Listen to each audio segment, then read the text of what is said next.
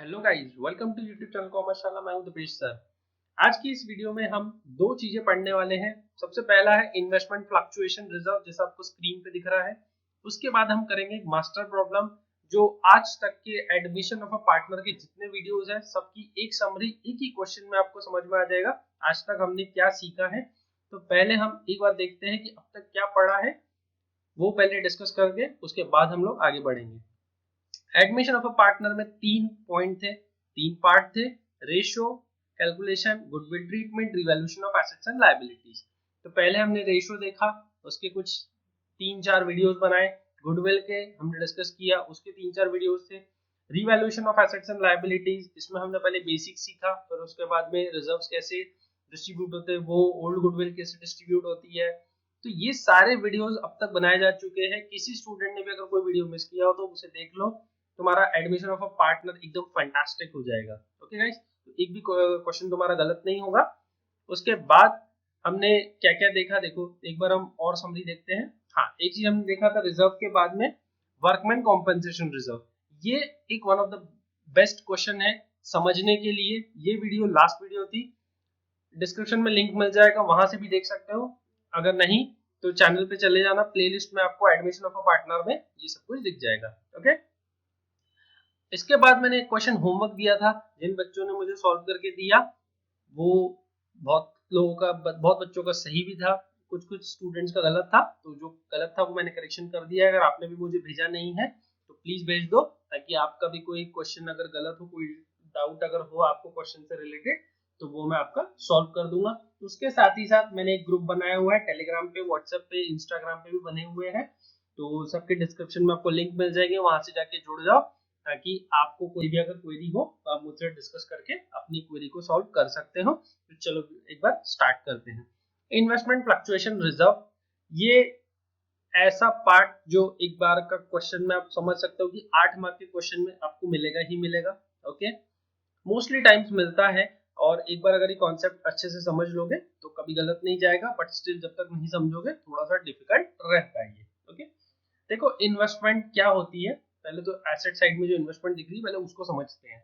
Investment means कोई भी partnership firm अपना कुछ एक्सेस पैसा जो होता है उसको कहीं और इन्वेस्ट करती है, किसी और कंपनी के शेयर खरीदना, कहीं मार्केट में बैंक में फिक्स डिपॉजिट करना, या किसी को मार्केट में लोन दे देना, लोन से एडवांस अपने फ्रेंड रिलेटिव को लोन देना। ओके, तो इसमें से कुछ थोड़ा सा रिस्कियर है या कुछ इनमें से सेफ है। जैसे बैंक में अगर फिक्स डिपॉजिट करोगे तो वो सेफ फंड आएगा, लेकिन अगर म्यूचुअल फंड में इन्वेस्टमेंट करोगे तो वो मार्केट पे डिपेंड होता है, तो वो रिस्की फंड हो जाएगा। उसके बाद में डिबेंचर्स अगर खरीदोगे तो वो थोड़ा सा कम रिस्की हो जाएगा, क्योंकि मार्केट है। लेकिन फिक्स डिबेंचर खरीदोगे तो वो आपको रिटर्न उसका पूरा का पूरा मिलेगा। इक्विटी शेयर करोगे तो वो बहुत ज्यादा रिस्की हो जाता है। ओके, तो आपने अगर कोई इन्वेस्टमेंट किया है, जैसे आपकी पार्टनरशिप फर्म है, उसने 2,50,000 का इन्वेस्टमेंट किया है, ये दिख रहा है आपको। लायबिलिटी साइड में एक चीज दिख रही है, इन्वेस्टमेंट फ्लक्चुएशन रिजर्व। पहले ये समझो क्या होता है।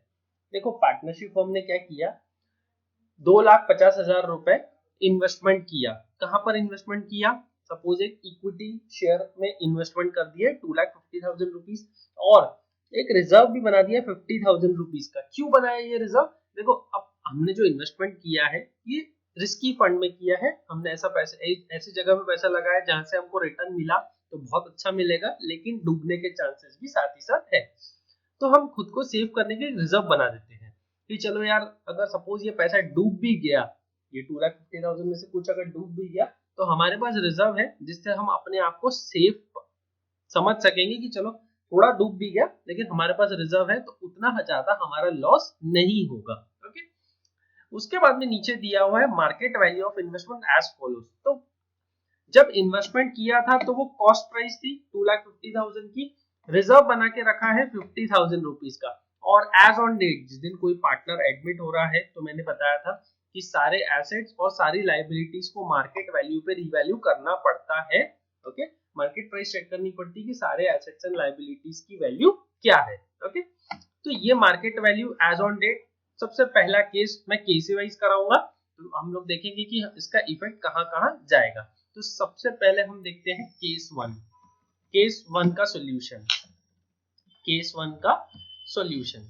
क्या है केस 1 का सॉल्यूशन? तो ये केस 1 का सॉल्यूशन है। देखो, हाँ, सबसे पहले मार्केट वैल्यू कितनी हो गई? 3,20,000। तुमने इन्वेस्टमेंट कितने का किया था? 2,50,000 का। रिजर्व कितना बनाया? 50,000। और आज मार्केट वैल्यू है 3,20,000। मतलब मार्केट वैल्यू क्या हो गई है? मार्केट वैल्यू बढ़ गई है। ओके, तो तुम्हारा एडिशनल प्रॉफिट है, तुम्हारा एडिशनल प्रॉफिट है। तो लिखोगे रीवैल्यूएशन के डेबिट में, तो तुम लिखोगे रीवैल्यूएशन के डेबिट साइड में कितने रुपए लिखोगे? जितना तुम्हारा प्रॉफिट हुआ। कितना प्रॉफिट है तुम्हारा? 70,000 का प्रॉफिट है। 70,000 का प्रॉफिट है। उसके बाद पार्टनर्स कैपिटल में कितना लिखोगे? पार्टनर्स कैपिटल में देखो, रिजर्व कितने का बनाया था? रिजर्व कितने का बनाया था? 3 लाख रिजर्व बनाया था 50,000 का। तो ये रिजर्व तो आज किसी काम नहीं आया। ओके, तो ये 50,000 को डिस्ट्रीब्यूट कर दो। 50,000 डिस्ट्रीब्यूट कर दो किसके बीच में? डिस्ट्रीब्यूट कर दो बिटवीन ओल्ड पार्टनर्स। कौन से रेशो में? In old ratio. तो तुमको ये समझ में आ गया। ओके, इसकी जर्नल एंट्री क्या होगी वो हम बाद में देखेंगे। अगला वीडियो या उसका नेक्स्ट वीडियो जर्नल एंट्री का ही आएगा। तो पहले ये देखो कि इसको अगर तुम्हें कैपिटल अकाउंट में पोस्ट करना रहे तो तुम कौन से साइड में करोगे? क्रेडिट साइड में। ओके, ये अगर नहीं समझ में आ रहा है तो पुराने वीडियो तुमने ध्यान से नहीं देखा है, तभी ऐसा हो रहा है। क्रेडिट साइड में। और कौन से रेशो में? ओल्ड रेशो में। तो यहाँ पर सपोज अगर मेरे पास दो पार्टनर होते ए और बी और उनका रेशो होता 3:2, तो मैं क्या करता? क्रेडिट साइड में लिखता by investment fluctuation reserve 30,000 and 20,000। Okay, credit side में। नेक्स्ट, उसके बाद क्या करोगे? बैलेंस शीट बनाओगे। और बैलेंस शीट में एज ऑन डेट तुम इन्वेस्टमेंट की वैल्यू क्या दिखाओगे? तुमको एसेट साइड में इन्वेस्टमेंट दिखाना भी पड़ेगा। एसेट साइड में इन्वेस्टमेंट दिखाना भी पड़ेगा। इन्वेस्टमेंट दिखाओगे एट मार्केट वैल्यू, और नहीं भी लिखोगे तो भी चल जाएगा, लेकिन अमाउंट कितना लिखोगे? 3,20,000। अमाउंट कितना लिखोगे? 3,20,000। अब हम करते हैं केस 2। अब हम करते हैं केस 2। ऐसे ही हमको सारे केसेस करने हैं। कैसे करने हैं? जैसा मैंने अभी करवाया। अब देखो, तुम्हारा इन्वेस्टमेंट है 2,50,000 का, इन्वेस्टमेंट फ्लक्चुएशन रिजर्व है 50,000 का, और market value as on date क्या है? 2,50,000। मार्केट वैल्यू क्या है? 2,50,000। तो तुमने जितना इन्वेस्टमेंट किया था as on date market value उतनी ही है, तो तुम्हारा कोई रिवेल में प्रॉफिट लॉस तो बुकिंग नहीं होगा। तो रिवेल में क्या आएगा? No effect. रिवेल में क्या आएगा? No effect. ओके, रिवेल में नो इफेक्ट आ जाएगा। उसके बाद पार्टनर्स कैपिटल अकाउंट, पीसीए। मैं पीसीए मतलब पार्टनर्स कैपिटल शॉर्टकट यूज कर रहा हूँ। इसमें लिखोगे 50,000 इन ओल्ड रेशियो बिटवीन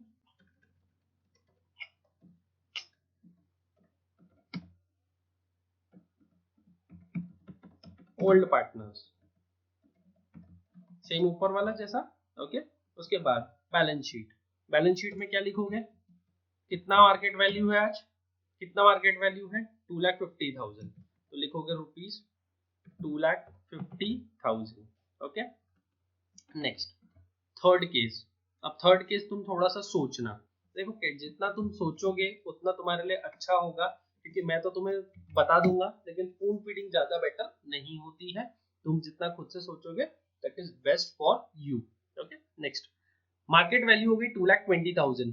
अब थोड़ा सा केस 3 को अच्छे से समझना। देखो, तुमने इन्वेस्टमेंट किया 2,50,000 का, रिजर्व बनाया 50,000 का। As on date market value है 2,20,000। मतलब तुम्हारा एक्चुअल लॉस कितने का है? ये मैं तुम्हें समझाने के लिए लिख रहा हूँ, ऐसे तुम्हें लिखना नहीं है। एक्चुअल लॉस है तुम्हारा 30,000 रुपीज का।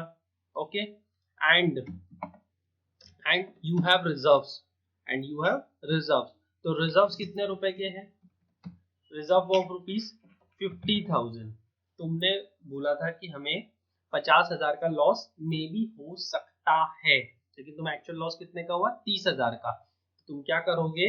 वो 30,000 का जो एक्चुअल लॉस है उसको तुम अपने 50,000 के रिजर्व से सेट ऑफ कर दोगे। क्या कर दोगे?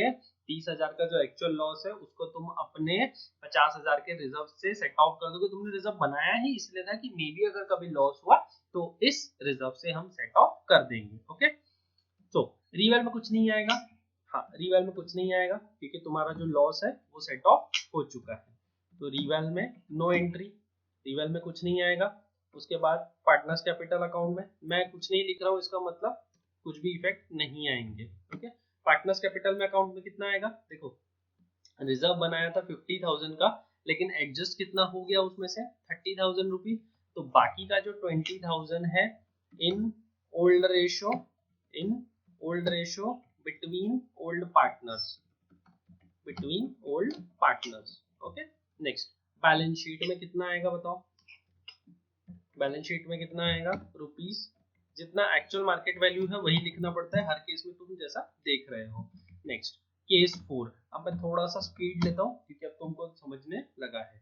केस 4 मार्केट वैल्यू कितना हो गया 2 लाख रुपीज, तुमने रिजर्व बनाया था 50,000 का, लॉस कितने का हो गया 50,000 का, तो मतलब तुम्हारे लॉस जितना हुआ उतना ही तुम्हारे पास रिजर्व था, तो लॉस और रिजर्व दोनों से एक दूसरे को कट हो गया, तुम्हारे पास कितना इन्वेस्टमेंट का मार्केट वैल्यू कितना बचा 2,50,000 की जगह अब बचा 2 लाख रुपीज जो मार्केट वैल्यू है, तो तुम बुक्स में दिखाओगे बैलेंस शीट में रुपीज 2 लाख, तो रिवैल में कुछ नहीं लिखोगे, रिवैल में कुछ नहीं लिखोगे, पार्टनर्स कैपिटल में कुछ नहीं लिखोगे, रिवैल एंड मैं डायरेक्टली लिख रहा हूँ reval and PCA no entry.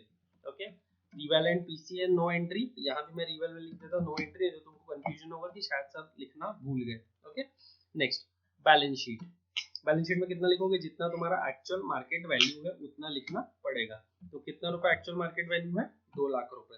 Okay, पहले मैंने 20,000 लिखा था, एक जीरो बढ़ा दिया 2 लाख रुपए।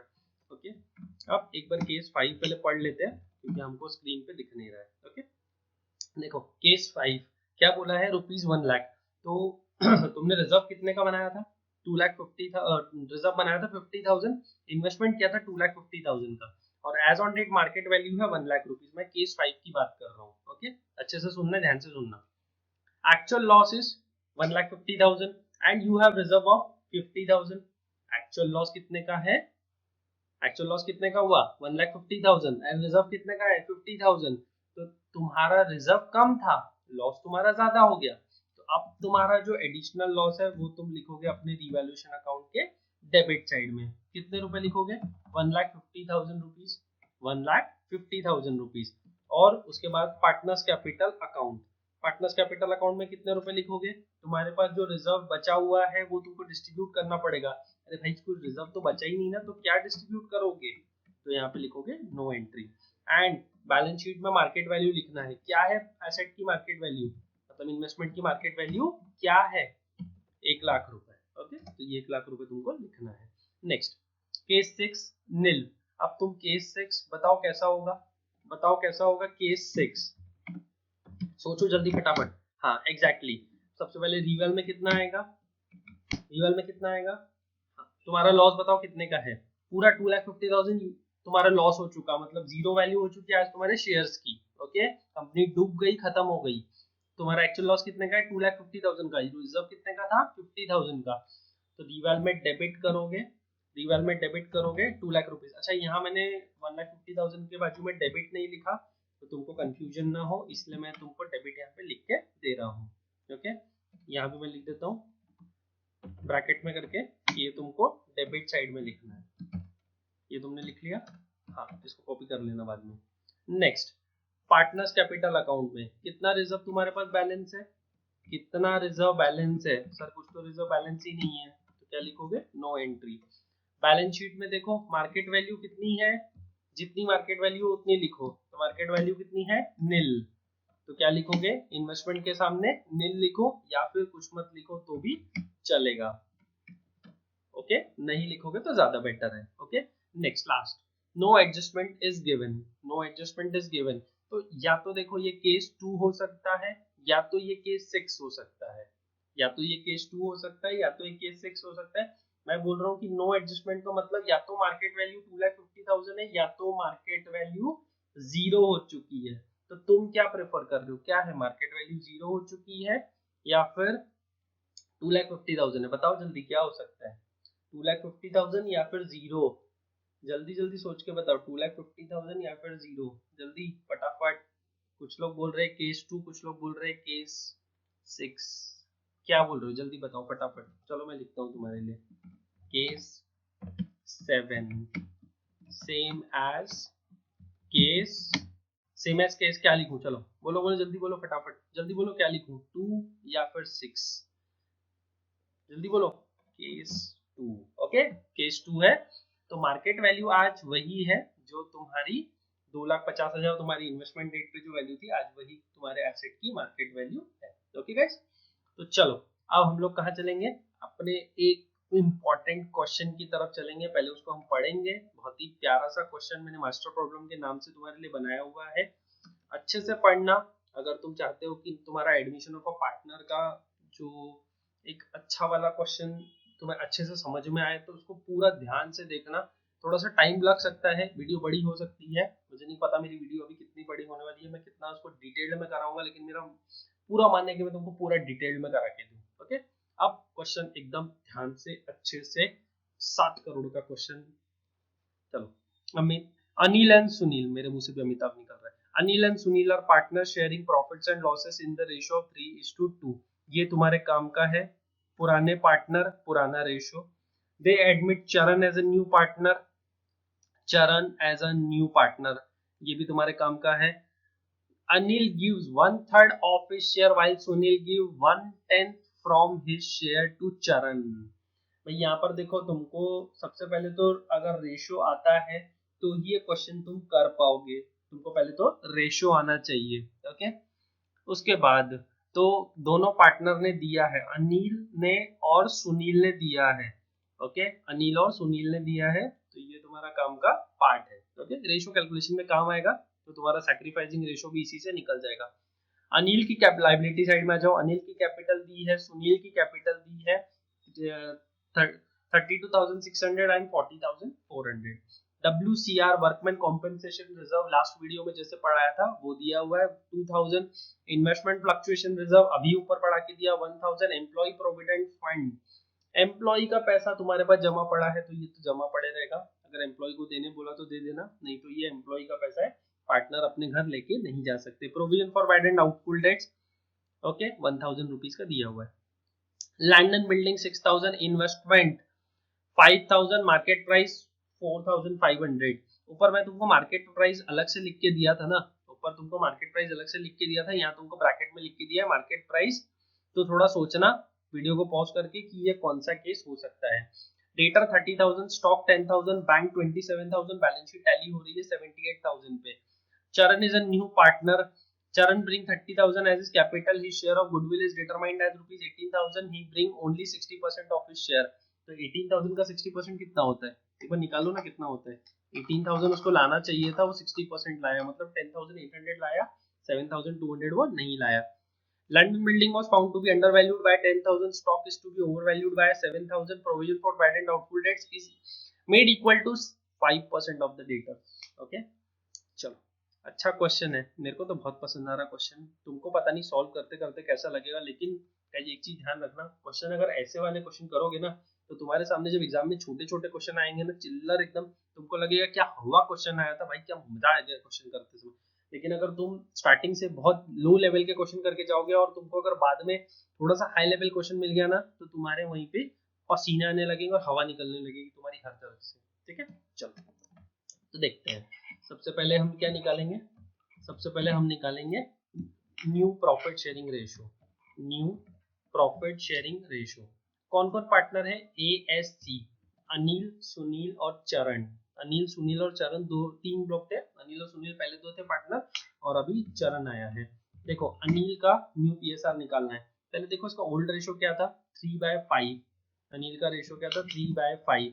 अनिल ने कितना शेयर दिया, अनिल ने क्या दिया, अनिल ने बोला मैं अपना 1/3 शेयर देने के लिए तैयार हूँ, किसको, चरण को। तो उसके पास ओरिजिनली कितना है, 3/5 इंटू 1/3।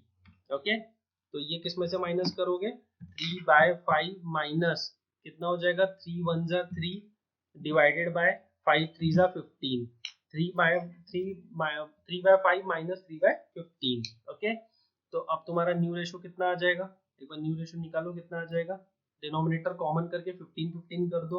ओके, तो 3 से मल्टीप्लाई कर दिया, 9 माइनस 3 डिवाइडेड बाय 15, तो तुम्हारा कितना आ जा रहा है, 6/15। ओके, मैंने एलसीएम लेके कर लिया है, 12th में हो तो तुमको एलसीएम समझता होगा। ओके, नेक्स्ट 2/5, 2/5 माइनस कितना आ रहा है, देखो वो बोल रहा था मैं कितना देने के लिए तैयार हूँ, 1/10 फ्रॉम हिज शेयर, तो सीधा सीधा तुमको क्या करना है, 1/10 माइनस करना है। ओके, ये अगर तुमको नहीं समझ में आ रहा है इसका मतलब तुमने रेशो का जो पार्ट था वो कहीं ना कहीं तुमने मिस किया है, क्योंकि ऐसा हर क्वेश्चन मैंने तुमको करा के दिया है। ओके, तो अब डिनोमिनेटर अगर कॉमन करते हो, एलसीएम लेते हो तो 10 हो जाएगा, 2 से मल्टीप्लाई करोगे तो 4 - 1 डिवाइडेड बाय 10, तो कितना आ जाएगा 3/10। ओके, अब देखो अनिल से कितना मिला, अब हम किसका नाम लिखेंगे, चरण का। अब हम किसका नाम लिखेंगे, चरण का। चरण को देखो अनिल से कितना मिला, 3/15, मैंने लिखा 3/5, 3/15 है। ओके, नेक्स्ट, और सुनील से कितना मिला, सुनील से कितना मिला 1/10। ओके, तो 3/15 प्लस 1/10 कितना होता है, 3/5 प्लस 1/10 कितना होता है, मेरे को एलसीएम में निकाल के दो सीधा, फटाफट निकाल के दो जल्दी जल्दी, कैसे कितना हो रहा है बताओ जल्दी फटाफट। 15 प्लस 30 डिवाइडेड बाय 150। ओके, तो 15 प्लस 30 हो गया 45 डिवाइडेड बाय 150। ओके, अब हम एक बार इसके डिनोमिनेटर कॉमन करेंगे, तो 6/15 is to 6/15 is to 3/10 is to 45/150। Okay, तो ये तीन नाम A B C, Anil Sunil और चरण, ASC। ओके, अब इनके डिनोमिनेटर अगर कॉमन करना है तो 6/15 को तुम किससे मल्टीप्लाई करोगे, इसको मैं थोड़ा सा दूर कर देता हूँ ताकि तुम्हें समझ में आ जाए। 6/15 को डिनोमिनेटर तुमको 150 करना है, तो 10/10 करोगे, 10 से मल्टीप्लाई करोगे। अब हम सेकेंड पार्टनर की तरफ चलते हैं, जो है तुम्हारा Sunil.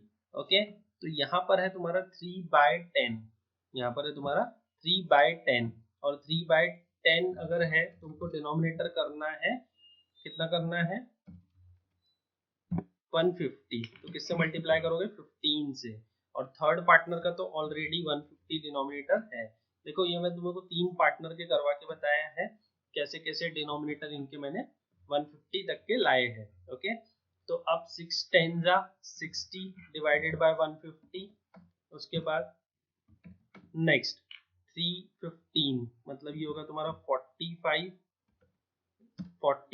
Divided by 150 is to लास्ट पार्टनर का 45 डिवाइडेड बाय 150।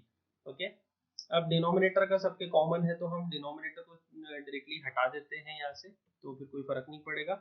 60 45 45। ओके, तो रेशो बन जाएगा तुम्हारा 4:3:3। ओके, तो ये तुम्हारा न्यू प्रॉफिट शेयरिंग रेशो निकल के आ चुका है। Okay, new profit sharing ratio निकल के आ गया है। अब तुम्हें निकालना है सैक्रिफाइसिंग रेशो। तो सैक्रिफाइसिंग रेशो देखो कैसे निकालोगे, अनिल ने दिया था 3/15 और सुनील ने दिया 1/10, तो अब हम पहले निकाल लेते हैं सैक्रिफाइसिंग रेशो। अब हम निकाल लेते हैं सैक्रिफाइसिंग रेशो। सैक्रिफाइसिंग रेशो किसका किसका निकलेगा, अनिल इज टू सुनील का। Okay, Anil is to Sunil का। अनिल ने कितना शेयर सैक्रिफाइस किया 3/15, और सुनील ने कितना शेयर सैक्रिफाइस किया 1/10। अब तुमको फिर से डिनोमिनेटर दोनों के कॉमन करने पड़ेंगे, डिनोमिनेटर कॉमन करने पड़ेंगे। तो 3/15 को एक काम करो, मैं यही तुम्हें बताता हूँ, 3/15 को 150 कर देते हैं, तो इसको 10 10 से मल्टीप्लाई करते हैं, 10 10 से मल्टीप्लाई करेंगे, और ये 1/10 है जो सुनील का, इसको 15 से मल्टीप्लाई करेंगे तो इसका भी डिनोमिनेटर कॉमन हो जाएगा 150। ओके, चलो अब नेक्स्ट हम लोग लिखते हैं कि हमारा रिजल्ट क्या आता है, मतलब हमारा आंसर क्या आने वाला है। तो हम अगर 3 को 10 से मल्टीप्लाई करेंगे तो 30 डिवाइडेड बाय 150 हो जाएगा, उसके बाद 1/10 इंटू 15, तो 15/150 करेंगे, तो 30:15, डिनोमिनेटर तुम्हारे कॉमन हो चुके हैं, डिनोमिनेटर तुम्हारे कॉमन हो चुके हैं, तो लास्ट में तुम क्या लिखोगे 30:15 मतलब 2:1। ओके, तो ये तुम्हारा आंसर आ चुका है।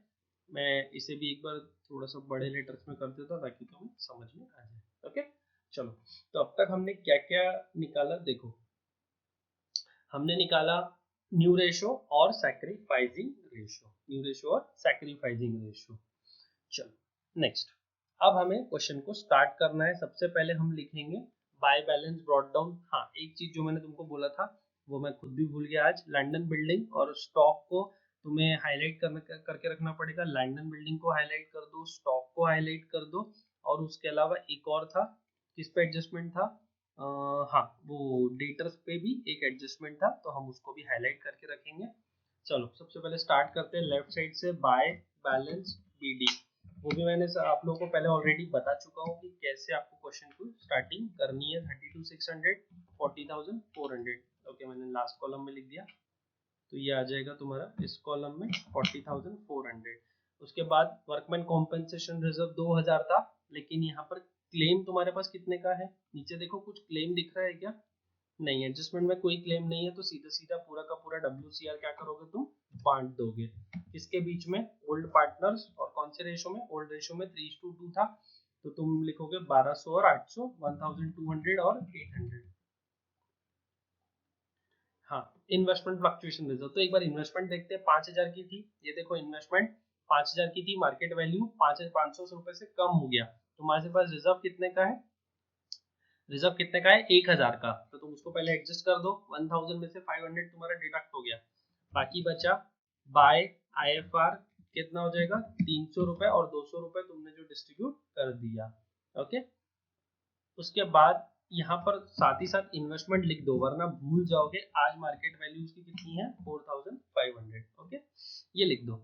Employ provident fund as it is copy paste कर दो, EPF, एम्प्लॉय प्रोविडेंट फंड तुमको पूरा लिखना है, मैं शॉर्टकट यूज कर रहा हूँ। ओके, क्योंकि मैं वीडियो को ज्यादा बड़ी नहीं करना चाहता। Provision for bad and doubtful dates 1,000 का है। हाँ, वो हम जब एसेट करेंगे, एसेट साइड में डेटर करेंगे तब देख लेंगे। Land building 6,000 under valued bye 10,000, तो तुम्हारी इनकम है, यहाँ पर लिखो by land and building bye L&B 10,000 rupees. कितने का लैंड एंड बिल्डिंग है तुम्हारा? ओरिजिनल वैल्यू कितना था? 6,000, और अभी कितना हो जाएगा? 16,000। यहाँ पर लिख दो लैंड एंड बिल्डिंग, कितने रुपए हो जाएगा? 16,000। ओके, कितना हो जाएगा? 16,000। इन्वेस्टमेंट का वैल्यू कितना था? मेरे हाथ से स्किप हो गया। ओके, हाँ 4,500, 16,000। नेक्स्ट, डेटर्स कितने हैं? 30,000 रिजर्व है, 1,000 रुपए का, मतलब प्रोविजन बनाया हुआ है। तो बोल रहा है कि 5% तक की, मतलब 30,000 का 5% होता है 1,500 रुपए, 1,500। तुम्हारे पास ऑलरेडी 1,000 का रिजर्व बना हुआ है debt bad and doubtful debts के नाम से, तो तुम यहाँ लिख दो डेटर्स, तुम यहाँ पर लिख दो डेटर्स, और यहाँ पर RDD क्रिएट कर दो, और एडिशनल 500 रुपीज की, तो 2 RDD 500 रुपीज, 2 RDD 500, 16,000। ओके, उसके नीचे क्या लिखना पड़ेगा? डेटर्स 30,000, ऑलरेडी तुम्हारा 1,000 माइनस होके था, तो माइनस कर दो यहाँ से, और एडिशनल 500, तो तुम्हारा आ जाएगा 28,500। अच्छा, तुम ऐसा भी कर सकते हो कि यहाँ 30,000 लिख लो और लाइबिलिटी में 1,500 लिख लो, जैसा क्वेश्चन में लिखा हुआ है तुम वैसा भी कर सकते हो। ओके, स्टॉक 10,000 है, और कितने से वो ओवर वैल्यूड है? Over valued bye 7,000। Okay, over valued bye 7,000 बोला है, 2 नहीं बोला है, तो थोड़ा सा ध्यान रखना है, यहाँ पे बाय 7,000 है, इसका मतलब तुमको 7,000 से वैल्यू को कम करना है, 7,000 से वैल्यू कम करनी है, तो यहाँ लिखोगे टू स्टॉक अकाउंट, यहाँ लिखोगे टू स्टॉक अकाउंट। अच्छा, अकाउंट सबके सामने लिखना है, मैंने नहीं लिखा तो तुम्हें तो लिखना है, ये एग्जाम मुझे नहीं देनी है, तुम्हें देनी है, लेकिन मैं तुम्हें हर चीज तो बता ही रहा हूँ ना। ओके, चलो नेक्स्ट, कितना है? 7,000, तो स्टॉक की वैल्यू है 10,000, 7,000 से कम हो गई, तो तुम यहाँ न्यू वैल्यू ऑफ स्टॉक कितना लिखोगे? 3,000 रुपए ना, 7,000 से कम हो गई तो लिखोगे 3,000 रुपए। उसके बाद बैंक बैलेंस कितना है? 27,000, तो यहाँ हम एक बार बैंक लिख लेते हैं, मैं तुम्हें ब्रैकेट में लिख के बताऊंगा कि वैल्यू कितनी क्या हो रही है। ओके, 27,000 प्राइस है, 27,000। चलो नेक्स्ट, चरण ब्रिंग 30,000 एज अ कैपिटल, तो यहाँ पर 30,000 प्लस कर दो, और लिख लो बाय बैंक अकाउंट, बैंक का स्पेलिंग गलत हो गया है, 30,000। ओके, चरण bring 60% of his share of goodwill, 18,000 लाना चाहिए था, वो सिर्फ 10,800 लेके आया, तो यहाँ लिख दो बाय PFG, यहाँ लिख दो बाय PFG, कितने रुपए लेके आया वो? 10,800, और 10,800 को कौन से रेशो में डिवाइड करना है, तुम्हारा सैक्रिफाइसिंग रेशो था 2:1 जो हमने नीचे लिखा था, तो डिवाइडेड बाय 3 into 2, तो यहाँ लिखो 7,200 और 3,600 और लास्ट कॉलम में डैश या जीरो, कुछ नहीं भी लिखोगे डैश भी लिखोगे तो चल जाएगा। ओके, अच्छा यहाँ एक और बार प्लस करना पड़ेगा ना, 10,800 आई थिंक सो हो चुका है यहाँ पे। नेक्स्ट, अब जो पैसा नहीं लाया 40% जो नहीं लाया, मतलब 18,000 का 40% कितना होता है 7,200, तो यहाँ लिखोगे बाय चरण कैपिटल, यहाँ लिखोगे बाय चरण कैपिटल, और वो अमाउंट जो था 7,200 वो पार्टनर ए और एस में क्रेडिट कर दोगे, क्योंकि पार्टनर को मिलने वाला है, पार्टनर को मिलने वाला है, और कौन देगा, चरण देगा। तो 4,800 और 2,400, ये थोड़ा सा ध्यान रखना, ये वाला एडजस्टमेंट मैं ऑलरेडी वीडियो में करा चुका हूँ, इसलिए ज्यादा डिटेल यहाँ मैं नहीं दे रहा हूँ। ओके, तो यहाँ पर लिखोगे to S capital account, to S capital, और अमाउंट लिखोगे सी के कॉलम मतलब चरण के कॉलम में। ओके, और यहाँ लिखोगे टू सुनील्स कैपिटल, मैं फिलहाल एस कैपिटल लिख रहा हूँ 2,400, क्योंकि वीडियो ऑलरेडी बहुत बड़ी हो चुकी है। ओके, चलो 2,400 आई थिंक तो सारा कुछ हो चुका है, बस हमें अब रिवेल का प्रॉफिट लॉस निकल के क्वेश्चन को फाइनल करना है। तो देखो 10,500 में से 10,000 में से 7,500 माइनस कर दो तो तुम्हारा क्या आ जाएगा, प्रॉफिट आ जाएगा। यहाँ एक स्पेस देके हम लिख लेते हैं टू प्रॉफिट, नाम क्या है ए और एस। तो 2,500 को कौन से रेशो में डिवाइड करोगे, 3:2 में, 2,500 डिवाइडेड बाय 5 into 3, 1,500 और 1,000 रुपीज आ रहा है। ओके, 1,500 और 1,000 रुपीज तुम्हारा आंसर आ रहा है। टोटल में लिख लो 2,500, टोटल में लिख लो 2,500, टैली कर दो फटाफट से, कितने रुपए पे टैली हो रहा है, 10,000 रुपीज पे, एक जीरो ज्यादा लग जाएगा, हाँ एक जीरो ज्यादा लग जाएगा। चलो, अब ये हमने प्रॉफिट निकाल लिया है रिवैल्यूएशन में। अब इस प्रॉफिट को हम लोग क्या करेंगे, पार्टनर्स कैपिटल अकाउंट में डिस्ट्रीब्यूट कर देंगे। Okay, so partners capital account में हम क्रेडिट साइड में लिखेंगे by revaluation account, by revaluation account. Okay, इसी नाम से प्रॉफिट डिस्ट्रीब्यूट करना है। कितना प्रॉफिट आया है, 1,500 एंड 1,000 रुपीज़। ओके, तो ये दोनों प्रॉफिट हमने डिस्ट्रीब्यूट कर दिया। अब लास्ट बस एक ही काम करना है, हमें बैलेंस कैरीड डाउन निकालना है। तो एक बार टोटल निकाल लो, यहाँ पर डेबिट साइड में लिख लो to balance carried down. Okay, तो हमें पार्टनर्स के अब क्लोजिंग फिगर निकालने हैं कि ओपनिंग फिगर में हमने जो ओपनिंग बैलेंस था उसमें जितना भी पार्टनर को जो अमाउंट मिलने वाला था वो सब ऐड किया, और जो कुछ भी पार्टनर से हमें लेना था वो हमने माइनस कर दिया है। ओके, तो ए और एस से तो कुछ भी हमें लेना नहीं है, उनका कोई ड्राइंग्स नहीं है। ओके, तो ये पूरा ऐड और सब्ट्रैक्ट करने के बाद में एक बार फाइनल आंसर बताओ क्या आ रहा है। सो मैंने ये तीनों पार्टनर के बैलेंसेस लिख लिए हैं, जो बैलेंसेस आए हैं ए, एस और सी का। ओके, तो क्रेडिट में से डेबिट माइनस करके जो फिगर आया है वो ए का है 47,600, और एस का है जो सेकंड पार्टनर है उसका अमाउंट है 48,400, एंड थर्ड पार्टनर का 30,000 में से हमें ये फिगर 7,200 माइनस करना पड़ेगा। तो 30,000 में से 7,200 माइनस करके हमारा आएगा 22,800 रुपीज़। ओके, और ये जो क्लोजिंग बैलेंसेस आए हैं ये हम कहाँ लिखेंगे, इसकी सेकंड इफेक्ट देंगे हम, कहाँ पर लिखना पड़ेगा, हम यहाँ लिखेंगे बैलेंस शीट में। ओके, तो यहाँ लिखोगे partners capital account, partners capital account, तीनों का नाम लिख लो, पहले ए, उसके बाद एस एंड देन सी। तो ए का कैपिटल बैलेंस बताओ कितना आया है, क्लोजिंग बैलेंस 47,600। एस जो सेकंड पार्टनर है उसका बैलेंस आया है 48,400, एंड जो लास्ट पार्टनर है मिस्टर सी जो न्यू पार्टनर एडमिट हुआ उसका भी बैलेंस दिख रहा है 22,800। ओके, अब ये तीनों को हमें क्या करना है, ऐड करना है। तो प्लस करो 47,600, 48,400 और 22,800, तो हमारा टोटल आ रहा है 1,18,800 रुपीज़। कितना आ रहा है, 1,18,800 रुपीज़। ये तीनों पार्टनर का कैपिटल आ रहा है। 1,18,800, ओके। एंड हमारा ऊपर जो बैलेंस था EPF का, ये कितना था 1000। तो टोटल एक बार करो बैलेंस शीट में 1,19,800 लाइबिलिटी साइड में आ रहा है। एक बार एसेट साइड भी चेक करो कितना आ रहा है, 4500 16,000, 4500 plus 16,000 plus 28,500 plus 3,000 plus 67,800, 1,19,800, okay. So ये हमारी बैलेंस शीट टैली हो गई है। तो ये मास्टर प्रॉब्लम था जिसमें मैंने सब कुछ ऑलमोस्ट जितना कुछ मैं करा सकता था मैंने सब कुछ कवर करवाया। तो वीडियो अगर कैसी लगी मुझे ज़रूर बताना, और अगर अच्छी लगी हो तो लाइक और अपने फ्रेंड्स के साथ शेयर करना ताकि वो भी ये कॉन्सेप्ट को सीख सके। तो मिलते हैं नेक्स्ट वीडियो में, तब तक के लिए बाय बाय।